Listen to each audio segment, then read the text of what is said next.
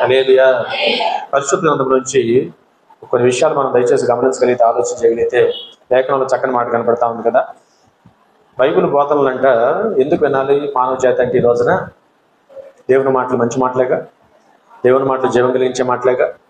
దేవుని మాట నిజంగా నమ్మి చక్కగా మనం వినగలిగితే మనం ఎలా బ్రతకాలో, ఎలా ఉండాలో వాళ్ళు మనకే కాదు, నమ్మి దేవుని సందుకు వచ్చిన దేవుని బిడ్డలకే కాదు, ప్రపంచానికే అవసరమైన బోధనలు అంటే ఈ బోధనలు. హల్లెలూయా. మనకు ఒక్కరికే కాదు, ప్రపంచానికి అవసరం, ప్రతి మానవుడికి అవసరం, ప్రతి దేశానికి అవసరం, ప్రతి ప్రభుత్వాలకు అవసరం, ప్రతి నాయకుడికి అవసరం. ఈ రోజున ఒక 4-5 విషయాలు నేను మీతో మాట్లాడతాను. ఇవాళ నిజంగా ఆ మాటలు కనుక దేశాలు, ప్రభుత్వాలకు, నాయకులు కనుక ఈ మాటలు తీసుకుంటే దేవుడు ఏనాడు చెప్పిన మాట, దేశాలు అభివృద్ధి పొందడానికి అవకాశం ఉంది. హల్లెలూయా. అందుకనే ఒక సేవకుడు అంటూ అన్నారు, దేశాభివృద్ధికి బైబిల్ బోధనలే సోపానాలు అంటే. హల్లెలూయా. బైబిల్ బోధనలే దేశాభివృద్ధికి సోపానాలు. చెప్పండి, బైబిల్ బోధనలే దేశాభివృద్ధికి సోపానాలు. దేవుడు చెప్పిన 4 విషయాలు పాటిస్తే, మంచి మాటలు, చక్కని మాటలు, విలువైన మాటలు. నిజంగా నేను చెప్తుంటే మీకే అర్థమైపోయి నిజమే, ఇలా ఉంటే దేవుడు చెప్పినటువంటి దేశం బాగుంటుందిగా అనిపిస్తుంది. దేశం బాగుంటే ప్రజలు బాగుంటారు, ప్రజలు బాగుంటే నిజంగా ఇంతకన్నా ఆశీర్వాదం ఉంది ఈరోజు. అందుకని ఈ రోజున ఇవాళ అవి చాలామంది గమనించట్లా. యేసుప్రభు యొక్క మాట కానీ, యేసుప్రభుని కానీ కులానికో, మతానికో, వర్గానికో అంటగట్టేసి ఊరుకున్నారు. మంచి మాట, భగవంతుడు శ్రేష్టమైన మాట చెప్పాడని కొంచెం ఆయన వాట్ల మీద దృష్టి పెట్టగలిగితే గొప్ప ఆశీర్వాదం కలగడానికి అవకాశం. మొట్టమొదటి ఆయన అన్నారు, మీకు తెలుసు కదా, ప్రేమ గురించి ఆయన చాలాసార్లు చెప్పారు. మన దేవుడు ప్రేమస్వరూపి అన్నాడు. మన దేవుడు ప్రేమస్వరూపి, ఆత్మస్వరూపి, ప్రేమస్వరూపి అయిన వాడు. చాలాసార్లు మనకు తెలుసు, కొత్త నిబంధన వచ్చిన తర్వాత ఆయన ప్రేమనే చేపట్టాడు. అవునా కదా? వాళ్ళ ప్రేమ చాలా విలువైందని చెప్పారు ఆయన. యేసుప్రభు అంటేనే ప్రేమ, ప్రేమ అంటేనే యేసుప్రభు. ప్రేమ చేసే పని త్యాగం. అవునా కదా? ప్రేమ చేసే పని త్యాగం. ఆ పని యేసుప్రభు చేయగలిగాడు. ప్రేమించాడు కనుక మనందరి కోసం కూడా తన ప్రాణాన్ని త్యాగం చేశాడు. నమ్ముతాం కదా, మనమే కదా, ఎవరైనా నమ్మాల్సి. హల్లెలూయా. లోకమును ఆయన ప్రేమించారు కనుక పాడైపోయిన లోకాన్ని కాపాడటానికి తన విలువైన ప్రాణాన్ని మన కొరకు త్యాగం చేసిన గొప్పదేమో. ప్రాణ త్యాగం చేశాడు ఈరోజు. అవి కొంచెం మనసును పెట్టి మనం అర్థం చేసుకుంటే దేవుని ప్రేమ చూపిస్తారు. ప్రేమే ప్రకటించారు ఆయన. చెప్పిన 2 ప్రధానమైన ఆజ్ఞలు కూడా, ప్రధానమైన ఆజ్ఞలు 2 ఉన్నాయి క్రొత్త నిబంధనలో. ఆ ప్రధానమైన 2 ఆజ్ఞలు కూడా దేవుడు చెప్పిన మాట, మొదట నీ దేవుడిని నువ్వు ప్రేమించాలి, తర్వాత సేవించాలి, తర్వాత నిలువలే నీ పొరుగువాడిని నువ్వు ప్రేమించాలి. ఈ 2 ప్రధానమైన ఆజ్ఞలు అని చెప్పాడు. నిజంగానండి, దేవుడు చెప్పిన, ప్రభు చెప్పిన ఆ ప్రేమను అర్థం చేసుకొని అలా దేవుడిగా మన వల్లే మన పొరుగువాడిని ప్రేమిస్తే అసలు గొడవలే ఉంది. ఈ సమస్యలు ఎక్కడ ఉన్నాయి? ఈ గొడవలు ఏడవుతాయి. వాళ్ళ కోర్టులకు పనే ఉంది, జడ్జీలకు పనే ఉంది, న్యాయవాదులకు పనే ఉంది, ఇంకా చాలా రకాల వాటికి పనే ఉంది. ఇంకా చట్టాలు ఎందుకు, దేశానికి చట్టాలు కూడా అవసరం. దేవుడు చెప్పిన మాట ప్రకారం కనుక మనిషి చేయగలిగితే. కానీ వాళ్ళు దేవుడు చెప్పినట్టు చేయలేకపోతున్నారు. చేస్తే దేశం అభివృద్ధి పొందుతుంది, చేస్తే దేశానికి అభివృద్ధి అదే, చేస్తే మానవ జాతి బాగుంటుంది ఈ రోజున. అందుకని ఏం చేయాలి? మొదట బైబిల్ చెప్పింది ప్రతివాదిని సమానంగా చూడమంటుంది. కులం, మతం చూడొద్దు, వర్గం, వర్ణం చూడొద్దు, రంగు రూపులు నువ్వు చూడమాక, స్థితిగతులు నువ్వు చూడమాక, మనిషిని మనిషిగా ప్రేమించమంది బైబిల్. హల్లెలూయా. మనిషిని మనిషిగా ప్రేమించమా. సమానత్వాన్ని బోధించింది బైబిల్. వాళ్ళ ప్రభుత్వాలు ఎంత పైకి చెప్పినా, అందరు ప్రభుత్వాలు చెప్పే మాట రాజ్యాంగం. డాక్టర్ బిఆర్ అంబేద్కర్ గారు భారతదేశంలో ఈ రోజున ఆనాడు రాసిన రాజ్యాంగంలో కూడా సమానత్వం లేదని, సమానత్వాన్ని అయినా రాజ్యాంగంలో పొందుపరిచాడు. అనేక చట్టాలు, అనేక రకాల పరిస్థితులు కల్పించాడు. కానీ వాళ్ళు ఎంత రాజ్యాంగం మనం రాసుకున్నా, ఎంత సమానత్వాన్ని నాయకులు, ప్రభుత్వాలు పైకి ప్రకటన చేసినా పాటిస్తాయా అంటే పాటించవు. అది వచ్చిన తెప్పులు. పాటిస్తాయా? పాటిస్తే ఇంతకన్నా అదృష్టమే ఉంది ఈ రోజున. పాటించట్లా. ప్రేమించాలని అందరికీ తెలుసు, ప్రేమించలేకపోతున్నారు ఈరోజు. కానీ పరిశుద్ధ గ్రంథం చెప్పిన మాట, నిలువలే నీ పొరుగువాడిని ప్రేమించవలెను అని పరిశుద్ధ గ్రంథం సెలవిస్తున్నమాట. ఆ పని మానవుడు చేయగలిగితే అద్భుతం. ఈరోజు చాలా సమస్యలు తగ్గిపోతాయండి. ప్రేమ అన్నిటికన్నా గొప్పదన్నా. యేసుప్రభు లేఖనాలు చాలాసార్లు మనం చూసాం. ప్రేమ కలిగి ఉండడానికి ప్రయాసపడమంటాడు ఆయన. ప్రేమ అన్ని దోషములను, చెప్పండి, ప్రేమ అన్ని దోషములను కప్పుద్దండి. ప్రేమ అన్ని పాపములను కప్పుద్దండి. ప్రేమే మన కడకంటే చివరి దాకా మనకి నడిపించేది ఏంటంటే ప్రేమే మనల్ని కడకు చేర్చుద్దండి. ప్రేమ శాశ్వత కాలం ఉంటుందంటే. ప్రేమ ఏం చేస్తుంది? శాశ్వత కాలం ఉంటుంది. ప్రేమించడం కనుక నిజంగా మనం దేవుడు చెప్పినట్టు వల్ల మనం కానీ సమాజం కానీ నేర్చుకుంటే రేపొద్దు నిన్ను ఆయన రాజ్యానికి తీసుకెళ్ళుద్ది ప్రేమ. హల్లెలూయా. దేవుని ప్రేమ చాలా శ్రేష్టమైంది. ఇవాళ దేశం కనుక, ప్రభుత్వాలు కనుక, ప్రపంచం కనుక అది నేర్చుకున్న వారందరూ బాగుపడ్డారు. చూడండి వాళ్ళ లోకంలో మీరు గమనించండి, మరి దక్షిణాఫ్రికా కానీ వాళ్ళు చాలా స్వతంత్రవంతం లేని రాజ్యాలన్నీ కూడా ప్రభువు చెప్పిన ప్రేమను పట్టుకుంటేనే దేశాలకు స్వతంత్రత వచ్చింది. అవునా కదా? ప్రభువు చెప్పిన వాళ్ళ చూసినప్పుడు గాంధీ గారు, ముందు సుభాష్ చంద్రబోస్, చాలా మంది అనేక యుద్ధాలు ఏదో చేయబోయారు, ఎన్నో తిప్పలు పడ్డారు. కానీ గాంధీ గారు పట్టుకున్న ప్రేమ సూత్రమే మన దేశానికి కూడా స్వతంత్రాన్ని తీసుకురాబట్టగలిగింది. హల్లెలూయా. అహింస అన్నాడు, చెంప మీద కొట్టి ఇంకో చెంప అన్నాడు. యేసుప్రభు ఏనాడు చెప్పాడు, చెంప మీద కొడితే మరో చెంప చూపిద్దామని. అవునా? ప్రేమతోనే సాధిద్దాం, మనం కొట్టినా తిట్టినా పడదాం. యేసుప్రభు ఏనాడు చెప్పాడు అన్నమాట, ఓ చెంప మీద కొడితే మరో చెంప చూపించమని. కాబట్టి ఈ రోజున ఆ ప్రేమను ఆయన పట్టుకున్నాడు కనుక ఇవాళ మన దేశానికి గొప్ప స్వతంత్రం తీసుకురాగలిగాడు. కాబట్టి ఇవాళ మీరు కూడా గమనించండి, ప్రేమ చాలా శ్రేష్టమైంది. అందుకనే మరి బైబిల్ బోధించిన దేశాభివృద్ధికి కావాల్సిన బోధ ఏంటంటే సమానత్వాన్ని బోధించింది బైబిల్. ఏం బోధించింది? తన మన భేదం లేదు. వాళ్ళు చూడండి, చాలా మంది హైందవుల నుంచి క్రైస్తవ సమాజాల్లోకి కన్వర్ట్ అవ్వడానికి ముఖ్య కారణం ఏంటి తెలుసా? చాలా సందర్భాల్లో వాళ్ళు చెప్పే వాదన ఏంటంటే మమ్మల్ని మరి కులం పేరట, మతం పేరట, వర్గం పేరట, వర్ణం పేరట దేవుని కలుసుకొని దేవాలయాలకు మమ్మల్ని రానిట్లేదని చాలా రకాల కంప్లైంట్లు ఉండే ఈరోజు. కానీ ప్రభు దగ్గర ఉన్నారు అందరు. ఇక్కడ ప్రభు దగ్గర చర్చిలో అయితే ఎవరైనా రావచ్చు, అక్కడ ప్రతి వారికి ఆహ్వానం. ఇష్టపడాలి కానీ ప్రభుని ప్రతి ఒక్కరికి ఇక్కడ చోటు ఉంది. ఈరోజు ప్రతి ఒక్కరికి అవకాశం ఉంది. పైగా యేసు ప్రభు తన జీవిత కాలంలో ఆయన యూదుడై ఉండి కూడా సమరయుల దగ్గరికి సుంకరులతో, పాపులతో కలిసి భోజనం చేశాడు. సమరయుల దగ్గరికి వెళ్ళి దేవుని సువార్త అందించి వారందరిని హక్కును చేసుకున్నాడు. హల్లెలూయా. యేసు ప్రభుకు సమానత్వం ఉంది కదా, సమానత్వం ఏంటో ఆనాడే చూపించాడు. తన అగ్రకులంలో యూదుడిగా పుట్టి కూడా తన అగ్రస్థానాన్ని పక్కన పెట్టి సమరయ స్త్రీతో మాట్లాడాడు, సమరయ స్త్రీ బతుకును మార్చాడు, సుంకరుతో కలిసి తిరిగాడు, పాపులతో కలిసి వారితో కలిసి భోజనం కూడా ఆయన చేశాడు. సమానత్వం ఏంటి ఏనాడు చూపించాడు. నిన్నువలే నీ పొరుగు వాడిని ప్రేమించమని ఆయన ఆజ్ఞ చెప్పి ఊరుకోలేదు, కానీ అది ఆయన చేసి చూపించాడు. ఉన్నారు అందరికీ చేసి చూపించాడు. క్రియల్లో చేసి చూపించారు కనుకనే ప్రభు సాధించవలసినవి కూడా సాధించగలిగాడు ఈరోజు. అందుకని ఈ రోజున దేశం కూడా వాళ్ళు బాగుండాలంటే వాళ్ళ రాజకీయ పార్టీలు, నాయకులు ఈ పని చేయగలిగితే అదృష్టం. ఈరోజు ప్రేమించగలిగితే ఎన్నో అద్భుతాలు చేయొచ్చు అంట. అందుకనే కొరింథీ పత్రిక 14వ అధ్యాయం మొదట్లో ఉన్నాయి, ప్రేమ కలిగి ఉండటానికి మీరు ప్రయాసపడండి. చెప్పండి, ఏం కలిగి ఉండాలి? ప్రేమ కలిగి ఉంటానికి మీరు ప్రయాసపడండి. 13వ అధ్యాయం చివరిలో ఉన్న మాట ఏంటంటే 3 శ్రేష్టమైనవి అంటండి. 3, 1 విశ్వాసం, 2 నిరీక్షణ, 3వది ప్రేమ. 3 శ్రేష్టమైనవి. వీటిలో ప్రేమ మరింత. హల్లెలూయా. విశ్వాసము, నిరీక్షణ, ప్రేమ చాలా ముఖ్యమైనవి, శ్రేష్టమైనవి. వీటిలో మరి ముఖ్యమైనది, మరి శ్రేష్టమైనది ప్రేమ అంటున్నాడు దేవుడు. హల్లెలూయా. అందుకని ఈ సూత్రం ఎవరు పాటిస్తే వారు. నీ ఇల్లు బాగుండాలా? ప్రేమ నేర్చుకో. నువ్వు చుట్టూ ఉన్న సమాజంతో నువ్వు బాగుండాలా? ప్రేమించడం ప్రారంభించు. నిన్ను వల్లే నీ పొరుగు వాడిని ప్రేమించమన్నా ప్రభు ఆజ్ఞను పాటించు, నువ్వు బాగుంటావు. హల్లెలూయా. మన బాగా ఉంచే సంగతి దేవుడు చూసుకుంటాడు. మతం ఏంటి, కులం ఏంటి, వర్ణం ఏంటి? మనిషిని మనిషిగా చూడమంది వాక్యం. మనిషిని ఈ రోజున వాళ్ళు ఇప్పటికీ వాళ్ళ భారతదేశం ఇప్పటికి కూడా ఇంకా రకరకాల మనిషిని మనిషిగా చూడలేని పరిస్థితి ఉంది ఈరోజు. ఇప్పటికీ చాలా దేవాలయాలకి చాలా మంది రానిరు, చాలా మంది కులం పేరట రానిట్లా, చాలా రకాల వర్ణాల పేరట ఇప్పటికీ దేవాలయాలకు రానిట్లా. అందుకని ఏం చేశారంటే మమ్మల్ని ఎవరు ప్రేమిస్తున్నారో వారు మాకు కావాలని యేసు ప్రభు దగ్గర ప్రపంచంలో జనం. హల్లెలూయా. మాకు అందని దేవుడు ఎందుకు? మమ్మల్ని ప్రేమించే దేవుడు మాకు కావాలి. మేము చూడటానికి కూడా అర్హత లేని దేవుడు మాకెందుకు? మమ్మల్ని హక్కును చేసుకునే దేవుడు మాకు కావాలి అని ఈ రోజున ప్రభువుకి అనేక మంది ఆకర్షించబడ్డాం. ప్రభు ప్రేమ దొరికింది. ఎవరి ప్రేమ చెప్పాలి? ఎవరి ప్రేమ? ప్రభు ప్రేమ దొరికింది. ఆయన మాట చెప్పే కాదు కానీ క్రియల్లో చేసి చూపించాడు ఆయన. అవునా?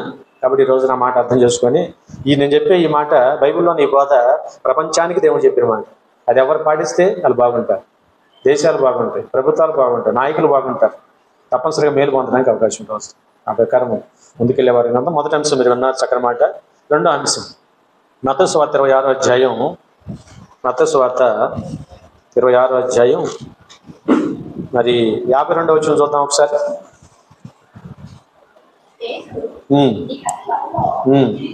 51. ఇదిగో యేసుతో కూడా ఉన్న వారిలో ఒకడు చేయి చాపి కత్తి దూసి ప్రధాన యాజకుని దాసును కొట్టి వాని తెగ నరికెను. చదువు. యేసు, నీ కత్తి నీ వరలో తిరిగి పెట్టుకో, కత్తి పట్టుకొని వారందరూ కత్తి చేతనే హల్లెలూయా.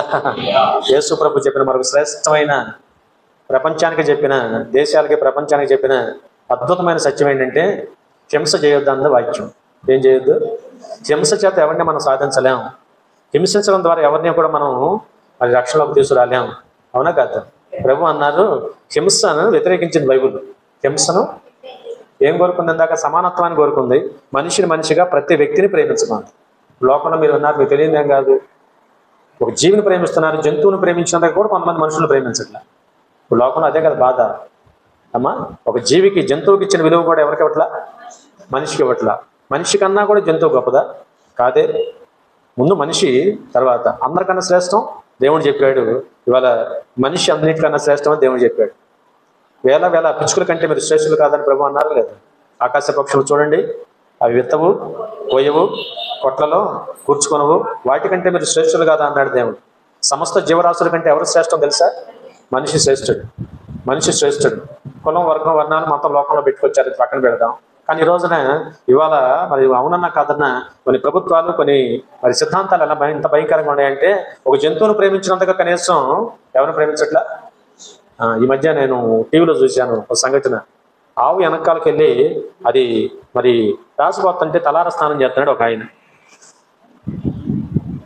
తలార స్నానం చేస్తున్నాడు అంటే దాన్ని ప్రేమించినంతగా కనీసం మనిషిని ప్రేమించవా? నీ ఇష్టం, అది నీ నమ్మకం, ఎవరు తప్పుపట్ల, నీ ఇష్టం. నువ్వు ఆవు మరి చూసినప్పుడు మూత్రం తాగుతావో లేకపోతే ఆవు పేడ చక్కగా నువ్వు ప్యాక్ వేసుకుంటావు, అది నీ వ్యక్తిగత విషయం. కానీ దాన్ని ప్రేమించినంతగా కనీసం తోటి మనిషిని నువ్వు ప్రేమించలేవా? తోటి మనిషిని కనికరించలేవా? అందుకని ఈ రోజును చూసినప్పుడు అందుకనే ఎవరు ప్రేమిస్తారో, ఎవరు ప్రేమించే వారి దగ్గరికి వెళ్ళిపోయారు మానవులు రోజు. హల్లెలూయా. అందుకనే బైబిల్ చేసిన మరొక శ్రేష్టమైన బోధ ఏంటంటే హింసను వ్యతిరేకించింది బైబిల్. హింసను మీరు చెప్పాలి, హింసను ఎక్కడైనా ప్రోత్సహించిందా? యేసు ప్రభుని మీకు తెలుసు కదా, గెత్సేమనే తోటలో పట్టుకోవడానికి వచ్చినప్పుడు, అవునా కదా, యేసు ప్రభుని పట్టుకోవడానికి వచ్చినప్పుడు ఇస్కరియోతు యోధ దొంగ ముద్దు పెట్టుకొని ఇతడే పట్టుకోమని అవకాశం వచ్చినప్పుడు వెంటనే తన చుట్టూ కూడా శిష్యులు ఉండాలిగా. వచ్చిన వారి మీద కలపడండి, నన్ను పట్టుకుంటే చూస్తా కూర్చుంటారేంటి, దొరికండి కొట్టేయండి, చంపేయండి అని ఆయన తప్పించుకొని నన్ను పడిపోయాడా? హింస చేయమన్నాడా? హింసను ప్రేరేపించాడా? హింస చేస్తాను చూస్తా ఊరుకున్నాడా? తొందరపడి పేతురు లాంటి వారు సైనికులు పట్టుకోవడానికి, యేసుప్రభుని పట్టుకోవడానికి గెత్సేమనే తోటలో యేసుప్రభుని చేసి యేసుప్రభుని పట్టుకోపోతుంటే దొరికి పేతురు తొందరపడి ఎదట సైనికుడు కొన్న కత్తి తీసి సైనికుడు కొన్న చెవి నరికేశాడు పేతురు గారు. అవునా కదా? చెవిని నరికేశాడు. ఒక్క దెబ్బ కొడితే చెవి ఊడి కింద పడిపోయిందంటే. బైబిల్లో ఉన్న సంగతులే, బైబిల్లో ఉన్న మాటలే. కింద ఊడి పడిపోతే వెంటనే అలా ఎవరికి ఇంత అడావుడు లేదు. నిజంగా పేతురు నా కోసం ఎంత గొప్ప పని చేశావు, బ్రహ్మాండమైన పని చేశావు, మొత్తం వీళ్ళందరూ వేసేయి, మనం ఇంటికి వెళ్ళిపోదాం అన్నాడు యేసయ్య. హింసను ప్రేరేపించాడా? యేసుప్రభు అన్నాడు, ఎందుకు అంత తొందరపడ్డావు? ఎందుకు అంత తొందరపడ్డావు? ఒక మాట అన్నాడు, కత్తి బాగానే తీసావు కానీ నీ కత్తి తీసి నీ వరలో పెట్టమన్నాడు. ఎక్కడి నుంచి తీసావు చెప్పాలి, ఎక్కడి నుంచి తీసావు? అది అక్కడ పెట్టే కత్తి చెప్పాడా లేదా? చెప్పి వాళ్ళ ఆ పేతురికే కాదు, సమస్త క్రైస్తవ సమాజానికే కాదు, సమస్త ప్రపంచానికి ప్రభు చెప్పిన శ్రేష్టమైన విలువైన మాట ఏంటంటే కత్తి పట్టుకున్నవాడు కత్తితోనే చేస్తాడు. హల్లెలూయా. ఆనాడు ప్రభు చెప్పిన అద్భుతమైన బోధ. కత్తి పట్టుకున్నవాడు వాళ్ళ ప్రపంచవ్యాప్తంగా మీరు చూడండి, ఈ మాట ఇప్పటికీ నెరవేర్చబడుతుందని నేను అంట. వాస్తవం కదా? ఇవాళ కూడా ఫ్యాక్షనిస్ట్ పేరట ఉట్టి పుణ్యాన్ని కత్తులు పట్టుకొని మరి తిరిగితే చివరికి ఏదో ఒక రోజున ఆ కత్తికే బలైపోతున్నారు. ఈరోజు ఎంతమంది ఫ్యాక్షనిస్టులు అండి ఈ రోజున? మీకు తెలియదేం కాదుగా, మన రాష్ట్రంలో ఎన్ని సందర్భాలు మనకు తెలిసిన సంఘటనలు బోల్డ్ ఉండే. ఈరోజు ఎన్నో సంఘటనలు ఉండే. ఈరోజు ఇటు అటు కుటుంబాలు నాశనం అయిపోయినాయి ఉండే. ఈరోజు కుటుంబాలు నరికేసుకున్న రోజులు ఉంది. మగ పిల్లాడు అనేవాడిని బతకనికుండా చంపేసుకున్న కుటుంబాలు ఉండే. ఈరోజు ఎంతోమంది ఆడవారు భర్తలు లేక, బిడ్డలు లేక నిరుత్సాహాలు బ్రతుకుతున్న కుటుంబాలు ఉన్నాయి. రోషానికి పోయి, పౌరుషానికి పోయి కత్తులు దోసుకొని చంపుకున్న సంస్కృతి వాళ్ళ దేశాల్లో చాలా చోట్ల ఉంది. కారణం ఇందా చెప్పినట్టుగా మనిషిగా ప్రేమించలేకపోవటం. రెండోది కారణం హింసకు తాగివ్వటం. దేనికి తావిచ్చారు? హింసకు త్రావిచ్చి వాళ్ళ ఒకరినొకరు నరుకు చంపే పరిస్థితి అన్నమాట. మనకు తెలిసిన కుటుంబాలు బోల్డ్ ఉండే కదా. కర్నూలు వెళ్తే ఉంది, నెల్లూరు వెళ్తే ఉంది, ఇదిగో 8 అవతల సంగతులు ఉండే. నాకు తెలిసి చాలా సంగతులు, నేటి సంగతులు, కారణం చెల్లి ఎన్నో సంగతులు మీకు తెలియదేం కాదు. సహోదర వాళ్ళు విజయవాడ ప్రాంతాల్లో కూడా మీకు తెలుసు కదా, కుటుంబాల మధ్య ఈ వాళ్ళ నరుకొని చంపుకున్నారు. ఎప్పుడు చల్లారుతాయి? దేవుడు అన్నమాట వాస్తవం కాదు చెప్పండి. దేవుడు అన్నమాట ఏమన్నారు ఆయన? కత్తి పట్టుకోవద్దన్నాడు. కత్తి పట్టుకుంటే ఏదో ఒక రోజున ఆ కత్తికి నువ్వు బలవాల్సి వస్తుంది. అదే జరిగింది వాళ్ళ ప్రపంచవ్యాప్తంగా. ఇవాళ నేను ఇందాక అన్నాను, బైబిల్ బోధన, బైబిల్ మాట జాగ్రత్తగా మానవులు పాటించగలిగితే దేశమే కాదు కుటుంబాలు ప్రజలందరూ బాగుండడానికి అవకాశం. అందుకని బైబిల్ చేసిన పని హింసను వ్యతిరేకించింది బైబిల్ ఈరోజు.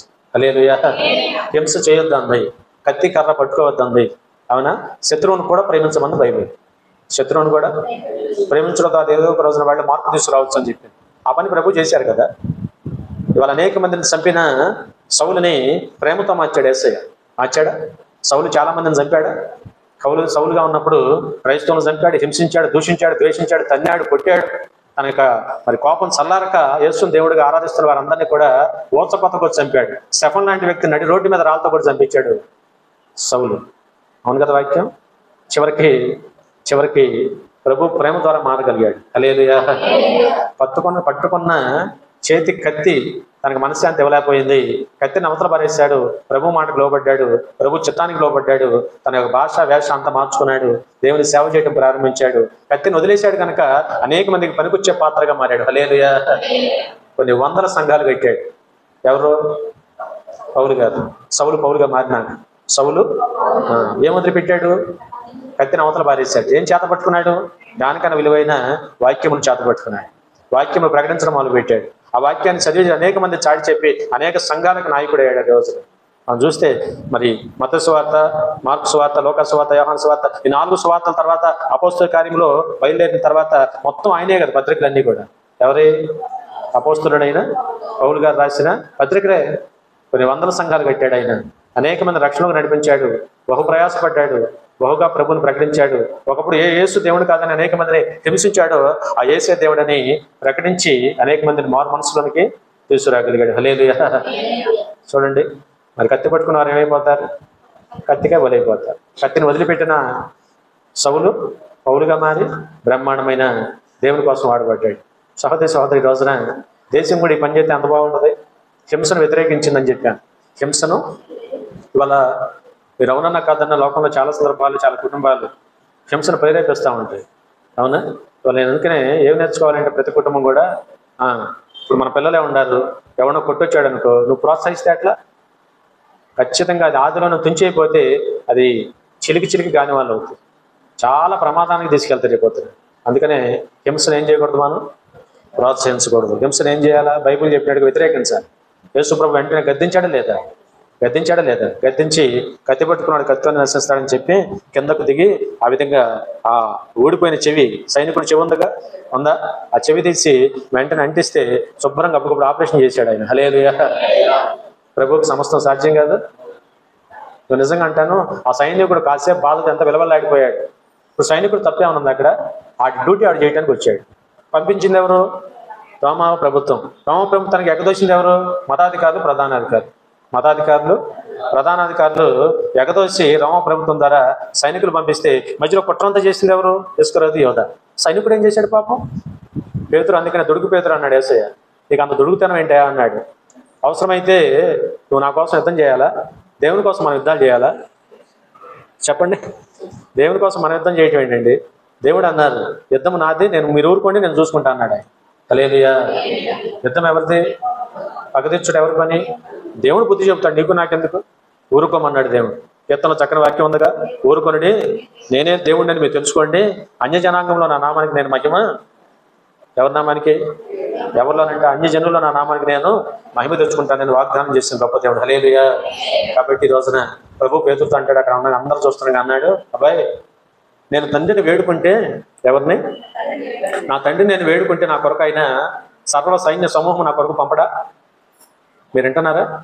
సర్వ సైన్య సమూహము నా కోసం నా దేవుడు పంపడా? నేను వేడుకుంటే ఒక మాట, అయ్యా నా సహాయం పంపమంటే సైన్య సమూహాన్ని పంపిస్తాడు. ఇవాళ నేను దేవుని చిత్తం నెరవేర్చడానికి వచ్చాను, నువ్వు తొందరపడతావేంటి? నన్ను నువ్వు రక్షిస్తావా? ఆయన మనల్ని రక్షించడానికి వచ్చాడు, దేవుడిని మనమే రక్షించవలసింది. హల్లెలూయా.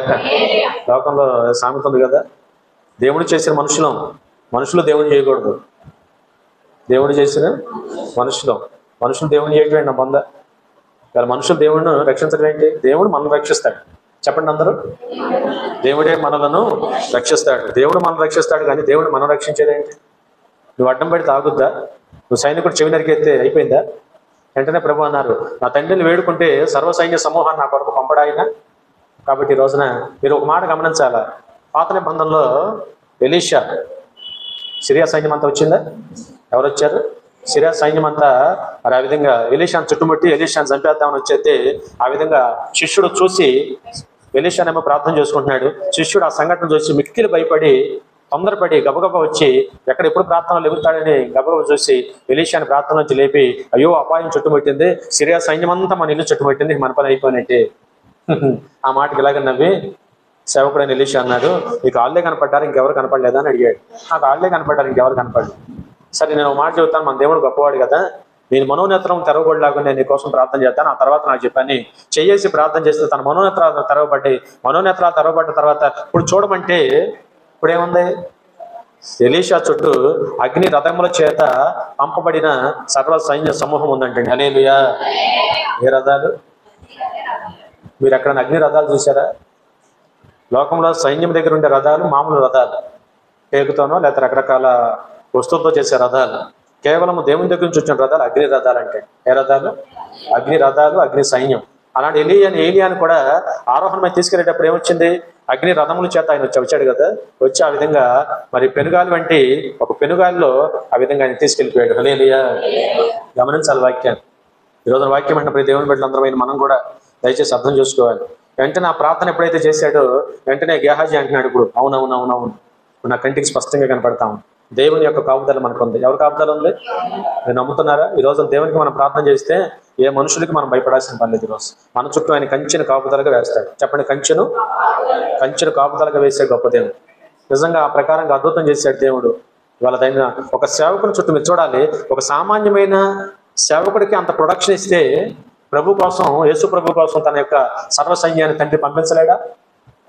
పంపించగలడు, పంపిస్తాడు. కానీ వాళ్ళ ప్రభు దేవుని చిత్తాన్ని నెరవేర్చడానికి వచ్చాడు కనుక దేవుని ఒక్క మాట కూడా వేడుకుంది. హల్లెలూయా. తాను స్వయంగా బందీ అయిపోయాడు. యేసు ప్రభుని బంధించారనే మాట కాదు, కానీ తనకు తాను బందీ అయిపోయాడని చెప్పాలి. యేసు ప్రభు ప్రాణం ఎవడో తీశాడని కాదు, యేసు ప్రభు తన ప్రాణాన్ని విడిచాడని చెప్పాలి. ఆయన ప్రాణం ఎవడు తీశాడండి? యేసు ప్రభు ప్రాణం ఎవడం తీయగలడా? అందుకని బైబిల్లో రాయబడిన చక్కని పదం ఏంటంటే, మధ్యాహ్నం 3 గంటల సమయంలో తన ప్రాణమును ఆయన విడిచాడని బైబిల్. ప్రాణం ఆయన పెట్టాడు మన కోసం. ఆయన ప్రాణం పెట్టకపోతే ఈరోజు మానవ జాతికి పాపక్షమాపణ లేదు, రక్షణ లేదు ఈరోజు. హల్లెలూయా. అందుకని యేసు ప్రభు హింసను ప్రేరేపించడా. తర్వాత కూడా చాలా సందర్భాల్లో వాళ్ళందరికీ చెప్పిన మాట, ప్రేమించండి, కొడితే కొట్టించుకోమన్నాడు తప్ప, కొడితే కొట్టించుకోండి తప్ప, ఇంకో చెంప చూపించమన్నాడు తప్ప తిరిగి హింస చేసి కొట్టమని ప్రభు ఎక్కడ చెప్పలా. హింసను వ్యతిరేకించాడు ఆయన, సమానత్వాన్ని బోధించాడు ఆయన. ఇవి దేశం కూడా పాటిస్తే బాగుంటుందా లేదా? హల్లెలూయా. ప్రభుత్వాలు, నాయకులు, అధికారులు ఎవరు తగ్గించుకుంటాడు? ఎవరి కాడు దొరికితే అవకాశం ఉంటే మాటలతో చంపుకునేటట్టుండాడు. కాబట్టి సహోదరుడా, జాగ్రత్త కలిగి, ఆలోచన కలిగి మన జీవితాల్లో మనం ముందుకెళ్లే వారిగా ఉందాం. ఇవాళ అది 3వ అంశం మనం గమనిస్తే మీకు తెలుసు కదా, దేవుడు అన్నారు, తనను తాను తగ్గించుకున్నవాడు దేవుని చేత, తనను తాను హెచ్చించుకున్నవాడు దేవుని చేత శ్రేష్టమైన మాట. దేశం పాటిస్తే అద్భుతమైన ఉండారా? దేశం అంతా కూడా ఈ మాటలు పాటిస్తే, ప్రతి మానవుడు పాటిస్తే గోళం ఉంది. వాళ్ళు ఈ అన్యులు కూడా చాలా మంది మాట కోట్ చేస్తూ ఉంటారు. బైబిల్లో యేసయ్య చెప్పిన మాట కొన్ని శ్రేష్టమైన మాటలు ఉన్నాయి. ఆ మాటలు కొంతమంది గొప్పవారు చెప్తూనే ఉంటారు. వివేకానంద కానీ, రామకృష్ణ పరమహంస కానీ, గాంధీజీ గారు కానీ, నెల్సన్ మండేలా కానీ చాలా మంది ప్రముఖులైన వారు యేసుప్రభు బోధ విని, యేసుప్రభు మాటలు విని ఆ ప్రకారంగా వారి జీవితాలు అవలంబించడం ద్వారా గొప్ప గొప్ప కార్యాలు సాధించగలిగారు. హల్లెలూయా. ఇవాళ సహోదర వాక్యం అంటే మన జీవితాల్లో కూడా ఆ మాటలు కనుక మానవుడు పట్టుకోగలిగితే అదృష్టం. ఈరోజు పట్టుకోవడమే కాదు, వింటాం కాదు, ఆచరించగలిగితే అదృష్టం. అందుకనే దేశానికి, మనకి, ప్రజలకు కావాల్సిన మరొక అద్భుతమైన మాట ఆయన ఏమన్నారంటే, తనను తాను తగ్గించుకున్నవాడు దేవుని చేత హెచ్చించబడతాడు, తను తాను హెచ్చించుకున్నవాడు దేవుని చేతే. ఇప్పుడు ఈ మాట ఏనాటి నుంచి నెరవేర్చబడుతుందిగా? గత 2-3 రోజులుగా ఇప్పుడు కొత్త ప్రభుత్వం వచ్చింది కదా, మన ఆంధ్రప్రదేశ్లో ఉన్న ప్రభుత్వం కూడా అనవసరంగా మరి ఆ విధంగా వారు హెచ్చించుకొని అనవసరంగా తొందరపడి మాట్లాడటం ద్వారా, నేను అదే అన్నాను, ఇవాళ తోటివాడు ఎదుగుదలను మనం ఒప్పుకోవాలా? ఎప్పుడు మనమే గొప్ప, మన బ్లడ్ వేరు, ఇంకేదో వేరంటే ఎవరికైనా రక్తం ఎరగానే ఉంటుంది. రక్తం ఎట్లా ఉంటుంది? కోచి చూస్తారు, పసుపు ఏమైనా ఉండదా? ఉండదుగా. కాబట్టి మరి అదే ఉంటుంది కనుక ఈ మాటలన్నీ కూడా ఊరినే ఒకరినొకరు రెచ్చగొట్టుకోవడానికి. పైకి వాళ్ళ ఉన్న ప్రభుత్వం మూడు కలిస్తే ఉంది. 3 కలిస్తే ఉందంటే ముగ్గురు జాగ్రత్తగా ఉండాలిగా. ఒకరినొకరు ఏం చూసుకోవాలి? ప్రేమించుకోవాలి, గౌరవించుకోవాలి, తగ్గించుకుంటే గోల్లేదు. మరి 2-3 రోజులుగా హాట్ కేక్ లాగా ఉంది. మరి అసెంబ్లీలో మాట్లాడిన చిన్న మాట దుమారం రేపుతా ఉంది. తగ్గించుకోకపోతే ప్రమాదం. ప్రభుత్వాలే కూలిపోతాయి ఈరోజు. గత ప్రభుత్వం అట్టవాగే కదా, వారి నోటి మాటే వారికి చేటు అయింది. జగన్ గారి పథకాలు చాలా బ్రహ్మాండమైన, వాళ్ళ దేశం చెబుతా ఉంది, ఆయన ఇచ్చినంత గొప్ప పథకాలు ఎవడూ చేయలేదు. అంత గొప్పగా ప్రజలకి పేదలకి బోల్డ్ అంత పంచి పెట్టాడంట ఆయన. అన్ని మంచి పథకాలు పెట్టాడు. కానీ తగ్గించుకోకుండా వాళ్ళు వాగుతుంటే ఈయన ఆపలేకపోయాడు. పైగా కొంచెం ఎంజాయ్ చేశాడు ఆయన కూడా. అయిపోయింది. నోటి మాట ప్రమాదం. మరి అది తెలుసుకునే మీరు వచ్చారు ఇవాళ. మరి వాళ్ళు మీరు కూడా అదే చేదివాళ్ళు పడితే ఇరుకుని పడ్డది ప్రభుత్వం. రేపొద్దున ఇది పెద్ద గోల అవుతుంది. దేవుడు ఏనాడు చెప్పాడా లేదా? ఇది చూడండి, ఇది ప్రభుత్వాలైనా దేశాలైనా రాజకీయ ఏదైనా కూడా దేవుడు చెప్పిన మాట పాటిస్తే అద్భుతం. తమను తాను తగ్గించుకుంటే హెచ్చించబడతారు, హెచ్చింది కూడా తగ్గించబడతారు. ఇది పాటించాడా మనిషి అదృష్టం ఉంది. దేశానికి ఉపయోగపడే మాటలు ఏంటి, ప్రపంచానికి ప్రజలకు, మన కుటుంబాల్లో కూడా చూడండి చాలా సమస్యలు రాకుండా ఉంటాయి తగ్గించుకుంటే. ఏం చేసుకుంటే, ఒక అడుగు తగ్గితే నష్టమే ఉంది. భార్యాభర్తలే ఉండారు, తగ్గితే నష్టమే ఉంది. తల్లిదండ్రులు పిల్లలు ఉన్నారు, తగ్గితే నష్టమే ఉంది. నీకు అర్థమవుతున్న మాటలో తగ్గితే నష్టమే ఉంది. ఒక అడుగు తగ్గి ఒక అడుగు వెనక్కేస్తే నష్టమే ఉంది. వాదన వేసుకొని మరి ఎక్కడికో వెళ్ళిపోతే ఏం ఉపయోగం ఈ రోజున? సహోదరి సోదరు, అందుకనే దేవుడు చెప్పిన మాటలు కూడా దయచేసి మనం జాగ్రత్తగా పాటించాలి. హల్లెలూయా. 3వ అంశం. 4వ అంశం ఏంటంటే చూడండి, నిర్గమాకాండం 23వ అధ్యాయం 8వ వచనం. నిర్గమాకాండం 23వ అధ్యాయం 8వ వచనం. లంచము తీసుకొనకూడదు.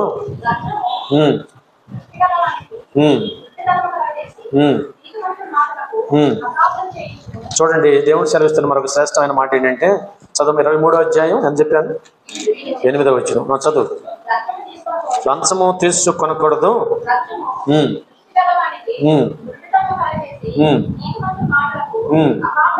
హల్లెలూయా. అందుకని సహోదరి ఈ రోజున లంచము పుచ్చుకోవద్దని బైబిల్ చెప్పింది. ప్రతి ప్రభుత్వ కార్యాలయంలో రాస్తారు అంతవరకే. ప్రతి ప్రభుత్వ కార్యాలయాలు ఏం చేస్తారు?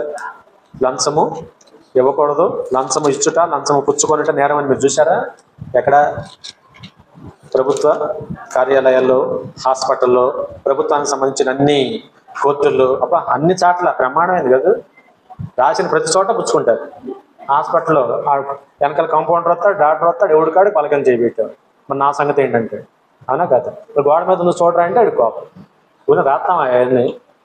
కోర్టులోకి వెళ్తే న్యాయ స్థానాలు, అవునా? న్యాయ వ్యవస్థలో కూడా ఈ రోజున న్యాయం జరగవలసిన స్థలాల్లో కూడా ఇదే పరిస్థితి. 3వది చూస్తే న్యాయ వ్యవస్థ, వైద్య వ్యవస్థ, చదువు దగ్గర చదువులు, ఎక్కడ చూసినా కూడా ఈ రోజున అవినీతిమయమైపోయింది. ఈ రోజున హల్లెలూయా. పరిశుద్ధ గ్రంథం బైబిల్ బోధిస్తా ఉంది. ఏనాడు చెప్పింది అవినీతి, బైబిల్ ఖండించింది. అవినీతిని చెప్పాలి మీరు. అవినీతిని, వాళ్ళ దేశం బాగుండాలంటే అవినీతి చేయాలా? అవినీతి చేయకూడదుగా. అవినీతి చేయకూడదు. అవినీతి చేయకూడదంటే లంచం పుచ్చుకోకూడదు. ఎవడి పని వాడితే, ఎవడు ఉద్యోగం వాడితే ఉద్యోగం తగ్గ జీతం వస్తుందిగా. అది కాక పై డబ్బులు. కాబట్టి ఈ రోజున సహోదర, దేవుడు ఏనాడో చెప్పాడు అన్నమాట, లంచము పుచ్చుకోమాక, లంచమును ఆశించమాక. దేవుడు ఒక రోజునంట లంచము తీసుకున్న వారందరినీ దేవుడు లెక్క అడుగుతాడంటే, రేపు అయాచితకు వచ్చిన సొమ్మేగా. నీ ఉద్యోగం జీతం ద్వారా వచ్చిన సొమ్ము అయితే న్యాయమైంది. అన్యాయంగా నీకు వచ్చిన సొమ్ము రేపు పొద్దున నేనంటాను అది ఏదో రకంగా రెక్కలు కట్టుకుని పోతే అది వేరే విషయం. అన్యాయంగా, అక్రమంగా లంచం తీసుకొని చేసిన పని. తర్వాత దేవుడు చెప్పిన మాట కూడా ఈ రోజున వాక్య ప్రకారం మనం గమనిస్తే మరో చాట అంటాడు కదా, ఆయన రెక్కలు కట్టుకొని వెళ్ళిపోద్ది అన్నాడు యేసయ్య. అవినీతితో సంపాదించిన సొమ్ము రెక్కలు కట్టుకొని వెళ్ళిపోద్ది. మనకున్నది కూడా లాక్కుపోద్దండి కొన్నిసార్లు. హల్లెలూయా. దేశాలు బాగుండాలి అంటే, ప్రపంచం బాగుండాలి అంటే, ప్రజలు బాగుండాలి అంటే ముందు ఏం మారాలా? అవినీతి చేయటం మానాలా. ఇవాళ అవినీతి లేని చాట అక్కడండి.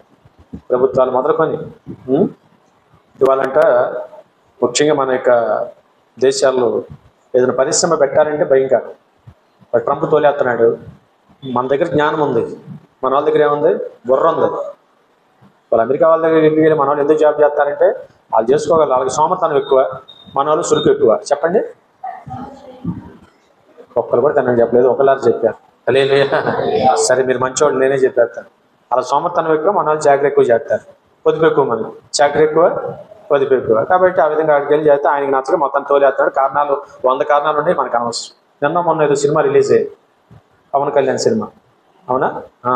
అదే అమెరికాలో కూడా ఇక్కడ చేసినట్టే అక్కడ థియేటర్లో మరి చించి, కాగితాలు చించి, పాలాభిషేకాలు చేసి, సీట్లు చేకొట్టి, ఎగిరి గోల్ చేశారు.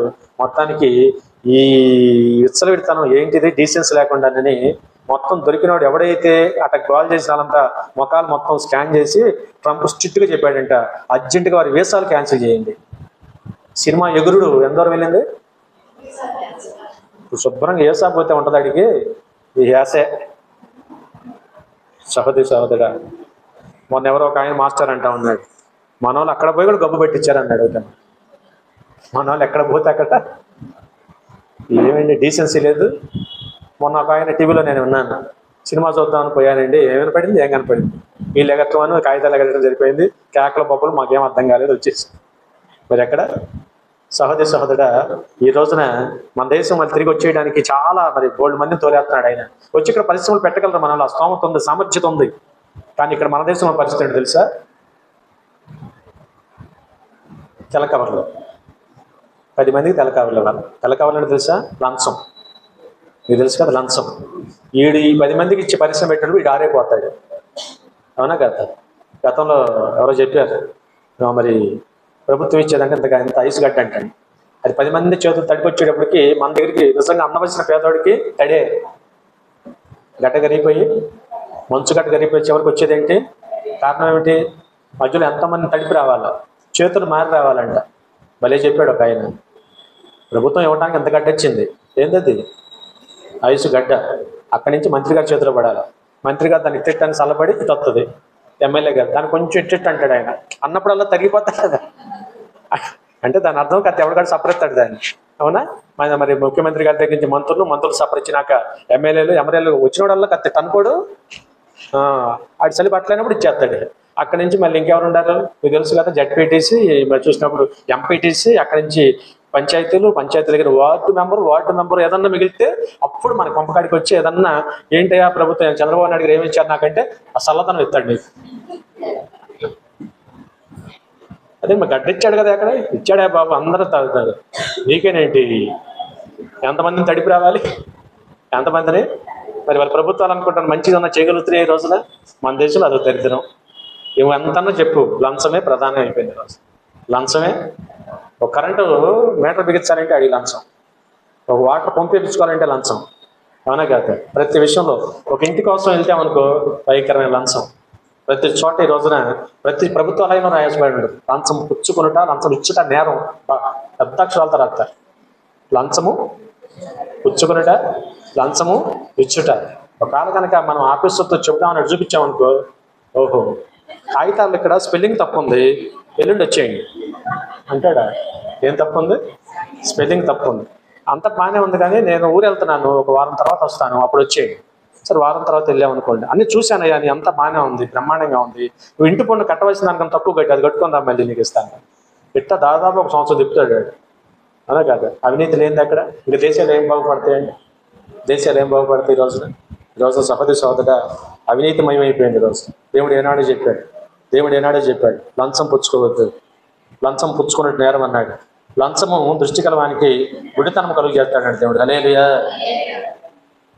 సహోదరి, ఈ రోజున అవినీతిని ఖండించింది బైబిల్. చెప్పండి, అవినీతిని న్యాయంగా ఉండమంది బైబిల్. దేవుడు అన్నారు కదా, న్యాయమైన త్రాసు తూకం నీ దగ్గర ఉండాలన్నాడే. న్యాయమైన త్రాసు, న్యాయమైన తూకం, కొలిచేది నిండు కొలతో కొలమని చెప్పాడు. అవునా కదా? ఈ మాటలు ప్రభుత్వం లేకపోతే మరి అందరూ కూడా జాగ్రత్తగా ఎవడి పని ఆడు చేసి ఎవడి కాడికి మంచి మాటలు పాటిస్తే మరి దేశాలు ఎందుకు బాగుపడు? ఈ మంచి మాటలు వినడానికి లోకం ఇష్టపడతారా?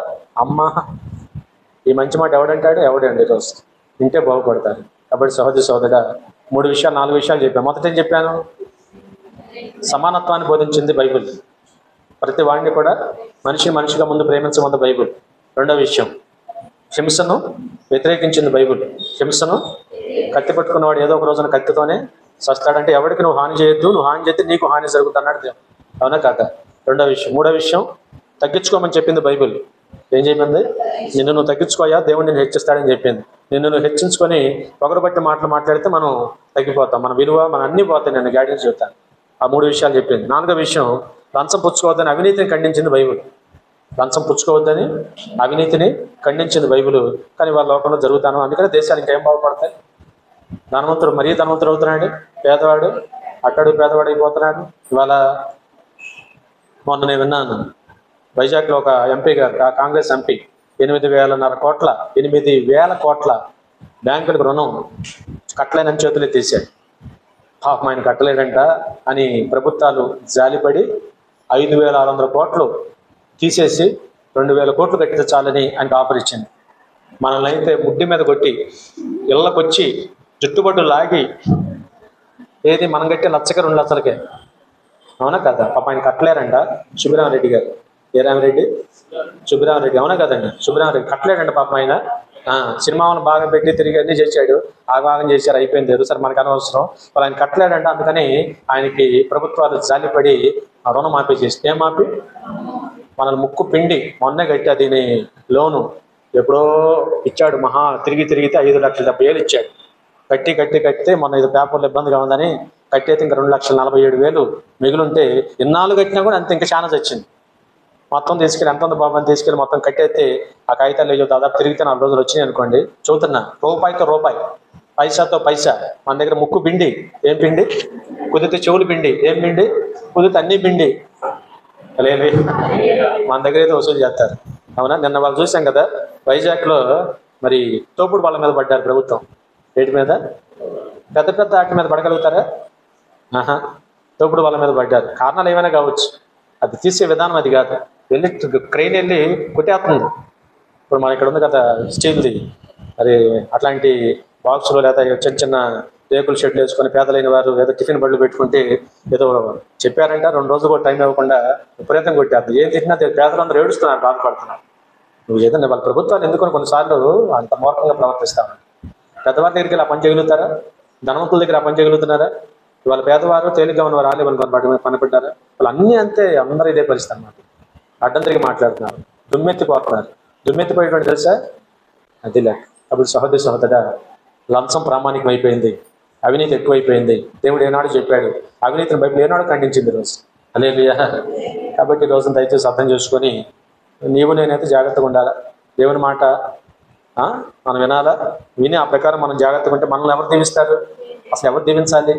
యెహోవా ఆశీర్వాదము మనం ఆ విధంగా బల కింద ఇంకేదో చేతులు పెట్టి ఏం ఉపయోగం అడిగితే నేను గ్యారంటీ చెబుతా, బ్రహ్మాండంగా ఇవాళ సహోదరిగా ఉన్నదే చాలు కొంచెం తృప్తి పడ్డామా మన జీవితాలు బ్రహ్మాండంగా ఉంటాయి. ఈరోజు నాకు దేవుడే ఉన్నాడు, విడితనం వద్ద అన్నాడు.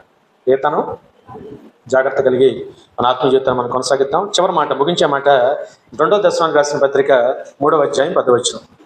చెప్పండి. 2వ దశలోనికి రాసిన పత్రిక 3వ అధ్యాయం 10వ వచనం.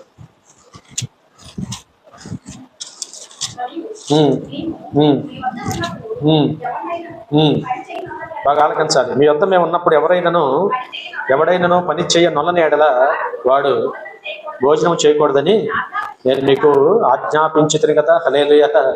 అంటే దేవుడు బైబిల్ ఏం చెప్తా ఉందంటే ప్రతివాడు పని చేయాలి. దేశం బాగుండాలంటే ఏం చేయాలి చెప్పాలండి? దేశం బాగుండాలంటే ప్రతివాడు కూడా పని చేయాలి. ప్రతివాడు పని చేయాలి. ఇవాళ నిజంగా బాధాకరం, ఒకడు పని చేస్తే 4 కూర్చొని తినే దేశం మన దేశం. ఇప్పుడు మారుతుందండి, ఇప్పుడు చాలా మార్పు వచ్చింది. అందుకని దేవుడు సెలవిచ్చిన మాట, ప్రతి ఒక్కడు ఏం చేయాలా? దేవుడు అన్నాడు సోమర్తనానికి వ్యతిరేకం, సోమర్తనాన్ని విడిచిపెట్టమంది బైబిల్. హల్లెలూయా. నేను చెప్పే మాటలు వాళ్ళ బైబిల్ చెప్పిన ఈ బోధలు ఏదైతే ఉందో, దేవుడు చెప్పిన మాటలు ఏవైతే ఉన్నాయో దేశాభివృద్ధికి సోపానాలు ఇవన్నీ కూడా మంచి మాటలు. కుటుంబం బాగుండాలన్నా, నువ్వు బాగుండాలన్నా నువ్వు కష్టపడి పనిచేయాల్సిందే. ప్రతివాడు కష్టం చేయకుండా ఆశీర్వాదం ఎక్కడి నుంచి వస్తుంది? దేవుడు అన్నాడు స్పష్టంగా 6 దినాలు నువ్వు కష్టపడి పని చేసుకోయా, 7వ దినం విశ్రాంతి దినం చక్కగా వచ్చి నన్ను ఆరాధించమని ప్రభు చెప్పారు. హల్లెలూయా. ఇలా వాక్యం మన జీవితాల్లో కూడా సోమతనాన్ని విడిచిపెట్టాలా వద్దా? లేఖనాల సామెతలు కొన్ని 100 వాక్యాలు ఉన్నాయి కదా. సోమరి ఇంకా అసలు చీమల దగ్గరికి వెళ్ళు, చిన్న చీమలో ఎంత జ్ఞానం నేర్పితే పొమ్మన్నాడు. ఆ దగ్గరికి వెళ్ళమన్నాడు వద్దా? సోమరి నువ్వు ఎక్కడికి వెళ్ళాలా? చీమల కాడికి పోయి కాసేపు కూర్చో, అవి నీకు జ్ఞానాన్ని నేర్పుతాయి. 16 పలుకు ఇంత పలుకు దొరికితే చాలు, కష్టపడి డొల్లికి వెళ్తా ఉంటాడు. దాని పనిలో అదే ఉంటుంది, అవునా లేదా? వాళ్ళ ఆకాశ పక్షులు చూడండి, తెల్లవారుజామున ఏజాము పొద్దున్న వెళ్తున్నాయి పాస్టర్ గారు, మేము చూడలేదు సార్ అంటే తెల్లారు దిగితే కనపడతాయి. హల్లెలూయా. తెల్లవారుజామున గూళ్ళు విడిచిపెట్టి గూళ్ళు విడిచిపెట్టి సోమరికి అట్టాకి చలికాలం రాబోతుంది. ఏ కాలం? రేపొద్దున దగ్గులు ముసికేసి 10 దాకా ఇవ్వకుండా కాదు, ఏ కాలమైనా కూడా అవి పొద్దున్నే తెల్లారిపాటికి గూళ్ళు విడిచి తమ ఆహారం కోసం ఎగురుకుంటా కష్టపడి తిరుగుతుంటే కావాల్సిన ఆహారాన్ని దేవుడు వారికి సమకూరుస్తున్నాడా లేదా? హల్లెలూయా. అందుకని ఆయన అన్నాడు ఆకాశ పక్షులు చూడండి, వెతకలేదు, కొయ్యిట్ల పొట్లలో కూర్చుకున్నట్ల వాటిని పోషిస్తున్న దేవుడు మిమ్మల్ని పోషించడానికి దేవుడు అడిగాడు. అయితే అవి పోషించబడుతున్నాయంటే ఏం చేస్తే పోషించబడుతున్నాయి? గూళ్ళు విడిచి రెక్కలు చాపుకొని కష్టపడి ఎగిరి ఆహారం దొరికే స్థానానికి వెళ్తాయి. హల్లెలూయా. దేవుడు ఆహారం పెడతాడంటే అర్థం వచ్చి గూళ్ళో పెట్టడం, నీ ఇంటికి వచ్చి దోడలాగా నేను మేపడు. వందనాలమ్మా. నీ శుభ్రంగా రెక్కల కష్టం ఇచ్చి, శుభ్రంగా ఆరోగ్యం ఇచ్చి, శుభ్రంగా 2 చేతులు 2 కాళ్ళు ఇచ్చాడా లేదా? 2 కళ్ళు ఇచ్చాడా లేదా? అన్ని ఇచ్చాడు కదా. శుభ్రంగా పని చేయమంటాడు దేవుడు. పని చేస్తే ఆశీర్వాదం, పని చేస్తే ఆరోగ్యం, పని చేస్తే క్షేమకరం, పని చేస్తే లాభకరం. హల్లెలూయా. అందుకని వాక్యం సెలవిస్తున్నాడు, ప్రతి వాడు కూడా పని చేయకుండా భోజనం చేయొద్దన్నాడు యేసు. ఏం చేయకుండా అంటే దీని అర్థం ఏంటంటే మనం కూడా ఒక మంచి తీర్మానం తీసుకోవాలి. ఏంటి ఆ తీర్మానం అంటే, పని చేయకుండా అయాచితంగా వచ్చే రూపాయి నాకు వద్దు, నేను కష్టపడి పని చేయాలా. ఇప్పుడు మీరేం బాధపడమాకండి, స్త్రీలైన వారు మీరు కూడా బోల్డ్ పని చేస్తున్నారు. నేను ఎప్పుడు మిమ్మల్ని పొగుడుతాను కదా, అందుకని మీరు నా పార్టీలో ఉంటారు ఎప్పుడు. హల్లెలూయా. ఎట్ట మీరు పని చేస్తానని చెప్పాక బోల్డ్ లెక్కలేసి మీకు బట్టల పని, బొచ్చెల పని, వంట పని, ఇల్లు పని, మాపేసే పని, అవునా కదా.